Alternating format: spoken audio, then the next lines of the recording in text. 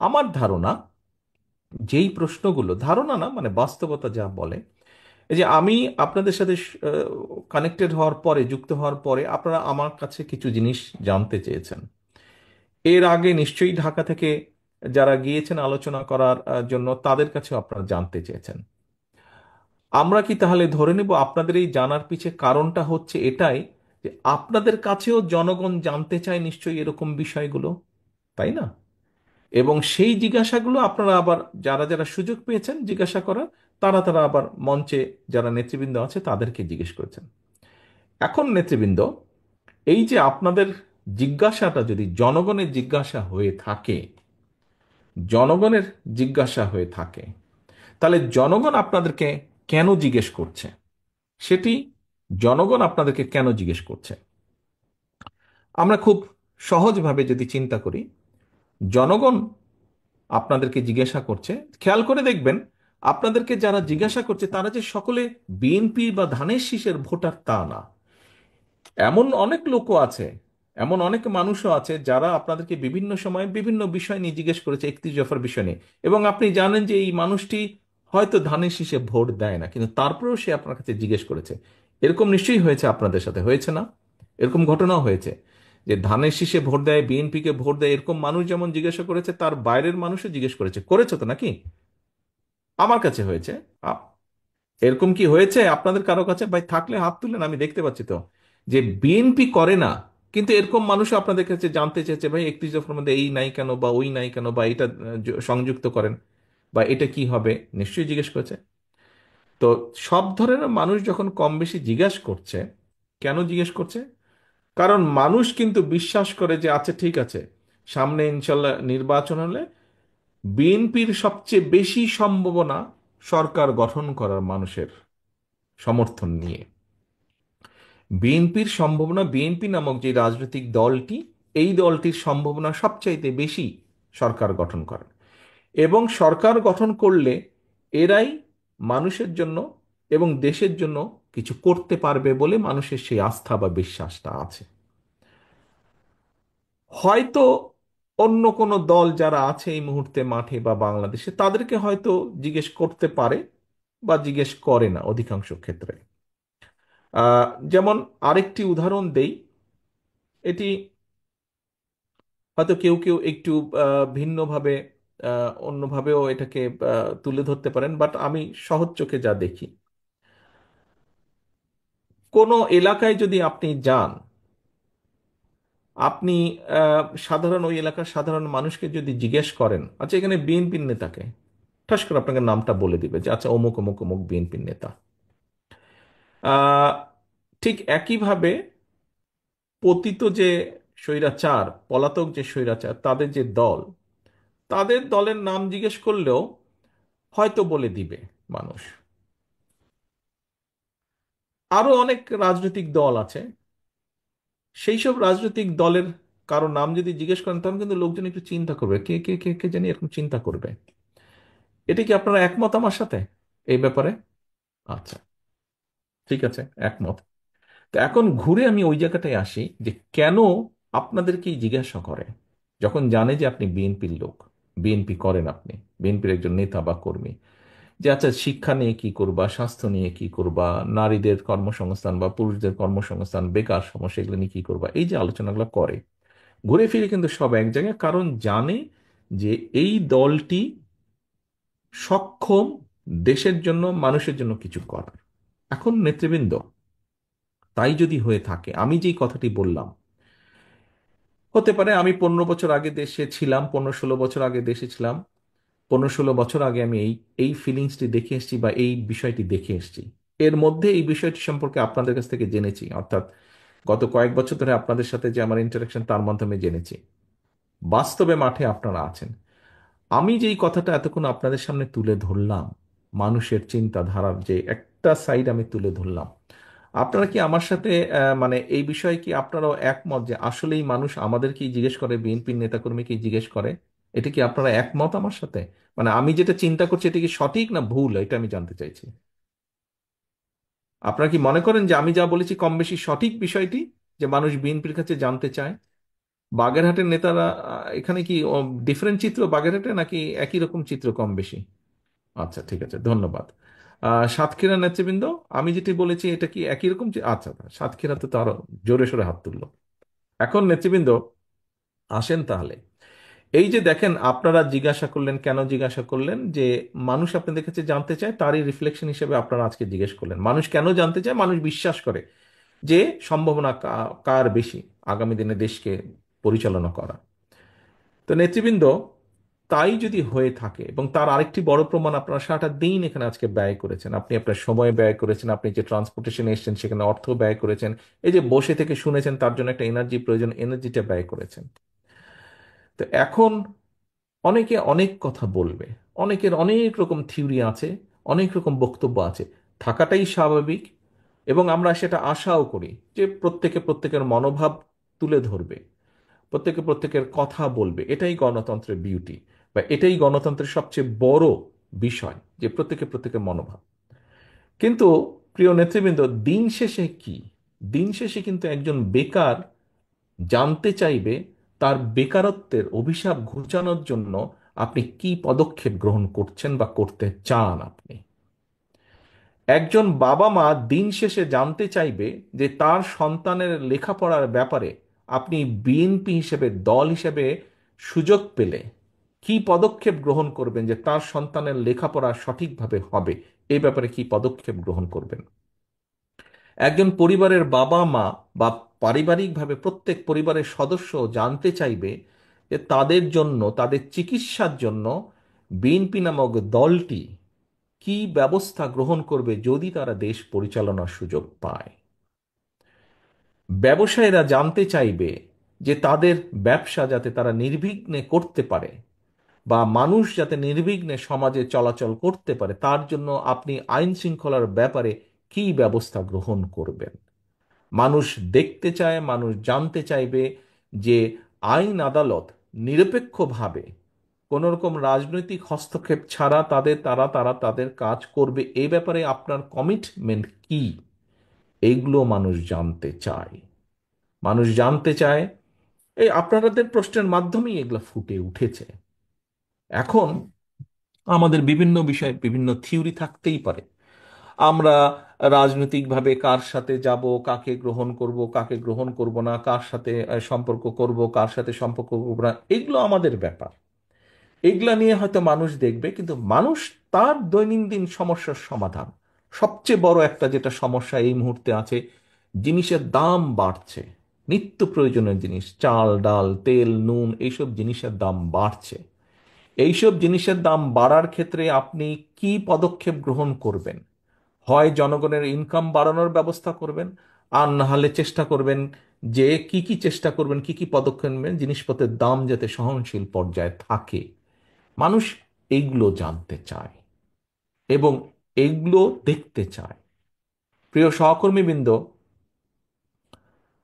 বাংলাদেশ জাতীয়তাবাদী দল আমাদের প্রিয় দল, যেই দলের জন্য আপনারা জীবনের বহু সময় ব্যয় করেছেন, যেই দলের জন্য আপনারা অত্যাচারিত হয়েছেন, নির্যাতিত হয়েছেন, জেল জুলুম খেটেছেন, যেই দলকে আজকে আপনারা প্রতিষ্ঠিত করে তুলেছেন, এই দলের মূল উদ্দেশ্য বা লক্ষ্যই হচ্ছে, অথবা এই দল যতবার অতীতে ছিল, যেমন এখানে একজন প্রশ্নকর্তা বলেছেন যে আমাদের বিউটি আপা, উনি বলেছেন যে শহীদ জিয়া, দেশনেত্রী খালেদা জিয়া যখন সুযোগ পেয়েছেন, ওনারা নারীদের জন্য কি কি পদক্ষেপ করেছেন, শিক্ষার জন্য কি করেছেন।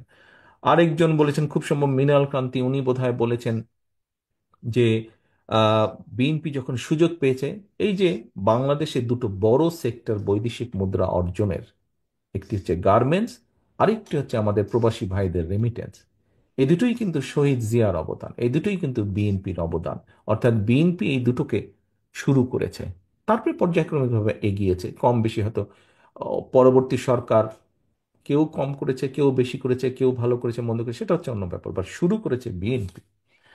কাজেই জনগণ জানতে চায় যে এরকম শিক্ষার ব্যাপারে, এরকম কর্মসংস্থানের ব্যাপারে যেভাবেই হোক আপনারা কি করছেন, এইগুলা করেছে, সেই জন্যই মানুষ দেখেছে, মানুষ করেছে। এখন আমাদের দায়িত্ব হচ্ছে যে আমরা কি চাই, কি করেছি, কি করতে চাই, দেশের জন্য ভালো কি করেছি, দেশের জন্য ভালো কি করতে চাই, মানুষের জন্য ভালো কি করেছি, মানুষের জন্য ভালো কি করতে চাই, এই কথাগুলো নিয়ে যাওয়া মানুষের কাছে। আজকে যে 31 দফার যেই কর্মসূচি বা কর্মশালাটি হলো, প্রিয় সহকর্মীবৃন্দ, এই কর্মশালাটি দেখেন ঢাকা থেকে প্রশিক্ষকরা এসেছেন, আপনাদের কাছে তুলে ধরেছেন, প্রত্যেকটা বিষয় আপনাদের কাছে তুলে ধরেছেন। এখন এইটি কি 31 দফা কি শুধু আমাদের জন্য, আমাদের দলের নেতাকর্মীর জন্য, তাই কি? 31 দফা কি শুধু আমাদের দলের নেতাকর্মীদের জন্য? তাহলে কাদের জন্য 31 দফা? 31 দফা কার জন্য? ইয়েস, দেশ এবং জনগণের জন্য। তাহলে এখানে আহ, খুব সম্ভব আয়েশা সিদ্দিকী, উনি একটি বলেছিলেন মহিলাদের ব্যাপারে যে ওনারা 31 দফা মানুষের কাছে নিয়ে নিয়ে যেতে চান। আমি বলেছিলাম যে এটা তো আপনাদেরকে উদ্যোগ গ্রহণ করতে হবে। দেখুন, কেন্দ্র থেকে আমরা 31 দফার বিষয় আমাদের জেলা উপজেলা পর্যায়ের নেতৃবৃন্দ আপনাদেরকে আমরা তুলে ধরেছি, বিএনপি সহ অন্য অঙ্গ সহযোগী সংগঠনের নেতৃবৃন্দের সামনে তুলে ধরেছি। এখন কিন্তু এটিকে নিয়ে যেতে হবে আপনাদেরকে। আয়েশা সিদ্দিকী বলেছিলেন যে আমরা কি করবো, আমি বলছি যে আপনাদেরকে উদ্যোগ গ্রহণ করতে হবে। নেতৃবৃন্দ, এই যে আমাদের দলটি, বাংলাদেশ জাতীয়তাবাদী দল, এই দলটি কিন্তু শুধু একা শহীদ জিয়া নন, শুধু একা খালেদা জিয়া নন, শুধু আমি একা নই, শুধু মির্জা ফখরুল ইসলাম আলমগীর নন, বা স্থায়ী কমিটির সদস্যরা শুধু নন। এই দলটিতে দেখেন বিগত স্বৈরাচারী সরকারের সময় আমাদের 60 লক্ষ নেতাকর্মীর নামেই তো মিথ্যে মামলা ছিল, 50 লাখের বেশি। অর্থাৎ এই দলটি, আপনারা আজকে যারা সকলে বসে আছেন তারা, এবং সমগ্র বাংলাদেশে ছড়িয়ে ছিটিয়ে থাকা লক্ষ কোটি নেতাকর্মী আছে বিএনপির, প্রতিটি গ্রামে, প্রতিটি মহল্লায়, প্রতিটি ওয়ার্ডে, প্রতিটি উপজেলায়, প্রতিটি থানায়, প্রতিটি পৌরসভায়, জেলায় লক্ষ লক্ষ নেতাকর্মী আছে। এই সকলকে নিয়ে আমাদের এই দলটি, এবং এর বাইরে বিশাল একটি জনগোষ্ঠী রয়ে গিয়েছে, বিশাল কোটি কোটি মানুষ রয়ে গেছে। আমাদেরকে তাদের কাছে যেতে হবে। তাদের কাছে শুধু আমরা এই কয়েক ব্যক্তি যেতে পারবো না, আপনারা যদি না যান আমাদের পক্ষে যাওয়া সম্ভব না। আমাদের যেতে হবে সকলকে। প্রিয় সহকর্মীবৃন্দ, আজকে এই প্রশিক্ষণ করার উদ্দেশ্য হচ্ছে, এখন দয়া করে আপনারা জেলা নেতৃবৃন্দ আপনাদের সকল উপজেলা বা থানাদেরকে নিয়ে বসবেন। থানা নেতৃবৃন্দ আপনারা আপনাদের ইউনিয়ন বা পৌরসভা, এই সকলকে নিয়ে, নেতৃবৃন্দকে নিয়ে বসবেন, এবং আপনাদেরকে ছোট ছোট কর্মসূচি গ্রহণ করতে হবে। এখানে কোনো নির্দিষ্ট সময় নেই। আমরা সামনে একটি নির্বাচন আমাদেরকে পার হতে হবে। এই নির্বাচন পর্যন্ত আপনাদেরকে 31 দফা কর্মসূচির মানুষের কানে কানে নিয়ে যেতে হবে, ঘরে ঘরে নিয়ে যেতে হবে, যে 31 দফার ব্যাপারে, এই 31 দফা নামক একটি দফা আমরা দিয়েছি, 31টা, এখানে এই বিষয় আছে, আমরা এই কাজ করতে চাই তোমাদের জন্য। অনেকগুলো বিষয়, যেমন আপনাদের প্রশ্ন উত্তরে অনেকগুলো বিষয় উঠে এসেছে, আপনারা বলেছেন, আমরা বলেছি, আমাদের অবস্থান থেকে আপনাদের চেষ্টা করেছি আপনাদের প্রশ্নের একটি সন্তোষজনক জবাব দেওয়ার জন্য। ঠিক একইভাবে আপনাদেরকে জনগণের কাছে যেতে হবে। সহকর্মীবৃন্দ, জনগণকে নিয়ে এই দেশ, এই দেশের মালিক হচ্ছে জনগণ। এন্ড অফ দ্য ডে কিন্তু জনগণ ডিসাইড করবে আমরা পপুলার কি পপুলার না। এন্ড অফ দ্য ডে, দিনের শেষে এটা কিন্তু ডিসিশন নেবে জনগণ। কাজেই বক্তৃতা বিবৃতিতে মাঝে মাঝেই আমি একটি কথা বলি, জনগণের সঙ্গে থাকুন, জনগণকে সঙ্গে রাখুন, জনগণের সাথে থাকুন, জনগণকে সাথে রাখুন। প্রিয় নেতাকর্মীবৃন্দ, আমরা রাজনৈতিক দল, এখানে উপস্থিত প্রত্যেকটি মানুষ আপনার রাজনৈতিক কর্মী। আপনি একজন রাজনৈতিক কর্মী বা একজন রাজনৈতিক নেতা হিসেবে আপনার পিছনে যদি পাবলিকই না থাকে, তো আপনি কিসের রাজনৈতিক নেতা, কিসের রাজনৈতিক কর্মী? আপনার পিছনে যদি পাবলিকই না থাকে, ও আর নাম সর্বস্ব নেতা আপনি হবে, তো লাভ আছে কোনো ওরকম হয়ে? ওরকম হয়তো কোনো লাভ নেই। আমাদের একজন রাজনৈতিক কর্মী হিসাবে আমাদের সবচেয়ে বড় সার্থকতা কি? যখন, এই যে আপনি ঘর থেকে যখন বের হন, আপনি ঘর থেকে বের হয়ে ধরেন আপনার নাম হচ্ছে গিয়ে হিরণ কুমার। তো হিরণ কুমার কি আপনি একা শুধু? হিরণ কুমার কি আরো শত শত হাজার হাজার হিরণ কুমার নাই? কিন্তু খেয়াল করে দেখেন তো, হিরণ কুমার হিসেবে আপনি যখন বের হন, মানুষের সম্মান বা সালাম আপনি যেটা পান ঘর থেকে দিনে বের হওয়ার পরে, আপনার মতো অন্য হিরণ কুমার যারা আছে তারা কি পাচ্ছে সেটা? তাদেরকে হয়তো কেউ চেনেই না। কিন্তু আপনি কেন পাচ্ছেন? আপনি এই জন্য পাচ্ছেন যে আপনি এই দলের একজন নেতা, সেই জন্য কিন্তু আপনি সম্মান পাচ্ছেন, মানুষের 10টা মানুষের সালাম পাচ্ছেন। এখন ভাই, এখন ভাই কথাটা হচ্ছে যে 10টা মানুষ কেন সালাম দিচ্ছে? 10টা মানুষ সালাম দিচ্ছে যে আপনি বিপদে আপদে হোক বা তার ভবিষ্যৎ নিয়ে আপনি কাজ করেন, চিন্তা করেন। কিন্তু আপনি যদি এমন কিছু করেন যেটা তাকে আঘাত করবে, দুঃখ দিবে, আপনার পেছন থেকে সরে যাবে। আপনার পিছনে এখন আপনি সালাম পান, আপনি বের হলে মিছিল করলে সে এসে মিছিলে হয়তো অংশগ্রহণ করে, হয় মধ্যে থেকে বা পিছনে থেকে একজন সমর্থক হিসাবে। কিন্তু আপনি যদি এমন কোনো কাজ করেন যেটাতে সে আঘাতপ্রাপ্ত হবে, সে কি আপনার পেছনে থাকবে? সে কি পাবলিকটা আপনার পিছনে থাকবে? সে যদি না থাকে তো আপনি কিসের নেতা? আপনি কিসের নেতা? এবং এখন কিন্তু মানুষ অনেক সচেতন। এবং সহকর্মী বৃন্দ, আপনাদেরকে আমি একটি কথা বলি, এটা ব্যক্তিগতভাবে নিবেন না। কথাটি হচ্ছে, দেখুন, আহ, মানুষ আমাদের উপর আস্থা রাখতে চাইছে, আমাদের উপরে অর্থাৎ বাংলাদেশ জাতীয়তাবাদের উপরে। মানুষ অর্থাৎ দলমত নির্বিশেষে সাধারণ মানুষ যারা ভোটার এই দেশের, তারা বিএনপির উপরে আস্থা রাখতে চাইছে। এই আস্থা যদি নষ্ট করার জন্য কেউ কোনো কাজ করে, এমন কোনো কাজ করে যেটাতে আস্থা নষ্ট হবে, তাহলে ভাই তাকে তো আমাদের পক্ষে, আমার পক্ষে টানা সম্ভব না, টানবো না আমি তাকে, তাকে শেল্টার আমি দেব না। এখানে দলকে স্বার্থপর হতেই হবে। কোনো ব্যক্তির কারণে, কোনো নেতার কারণে, কোনো কর্মীর কারণে যদি মানুষের আস্থা নষ্ট হয়, তাকে আমরা ওন করতে পারবো না। বিকজ আমরা বহু ঝড় ঝঞ্ঝার ভিতর দিয়ে আজ এখানে এসে দাঁড়িয়েছি, বহু অত্যাচার নির্যাতনের ভেতর দিয়ে এখানে এসে দাঁড়িয়েছি আজকে আমরা। কাজেই আমাদের পক্ষে আর সম্ভব না যে কেউ নিজের বিষয়, নিজের স্বার্থ নিয়ে এমন কিছু করবে যেটা দলের স্বার্থকে আঘাত করবে, ক্ষতিগ্রস্ত করবে। তাকে আমাদের পক্ষে টানা সম্ভব না। হ্যাঁ, অনেকে ইদানিং কিছু কিছু লোক বলার চেষ্টা করে যে দেখুন, আপনারা নয় কি করছেন, আমাদের মধ্যে কেউ কেউ করেছে, কোনো কোনো সদস্য ভুল করেছে, বিভ্রান্ত হয়েছে, কিছু কিছু আপত্তিকর কাজ করেছে, আমরা আমাদের দলের সাথে তার সম্পর্কটা ছিন্ন করেছি। এতে কি হবে কেউ কেউ বলে, এতে কি হবে সেটা হচ্ছে পরের ব্যাপার। কিন্তু আমি আমার অবস্থান পরিষ্কার করেছি। হ্যাঁ, হয়তো সবগুলা ব্যাপার আমরা এরকম আরো কেউ কেউ করছে, আমরা হয়তো সবগুলা ব্যাপার অ্যাড্রেস করতে পারছি না। যতটুকু আমরা জানছি আমরা সাথে সাথে ব্যবস্থা গ্রহণ করছি। যখন যেটা জানবো ব্যবস্থা গ্রহণ করছি, আমাদের অবস্থান পরিষ্কার করছি। এখন ওই যে বললাম, কেউ যদি বলে হ্যাঁ আপনি বের করে দিলেন কি হবে, বের করে দিয়ে অন্তত একটি বিষয় আমি বলতে চাই। সেই বিষয়টি হচ্ছে, সমাজে যে খারাপ মানুষ নাই তা তো না, ভালো মন্দ সবকিছু মিলিয়ে মানুষ, কিন্তু যে খারাপ তার সাথে আমরা সম্পর্ক রাখতে চাই না। যে অন্যায় করে, যে কিছু করে, তার সাথে আমরা সম্পর্ক রাখতে চাই না। অন্তত এই ব্যাপারে আমরা মুখে বলবো একটা, কাজে করবো আর একটা, তা নয়। যা আমরা মুখে বলছি, আমরা চেষ্টা করব আমাদের কাজের মধ্যেও তার রিফ্লেকশন বা প্রতিফলন থাকবে। সেজন্যই আমরা ব্যবস্থা গ্রহণ করছি।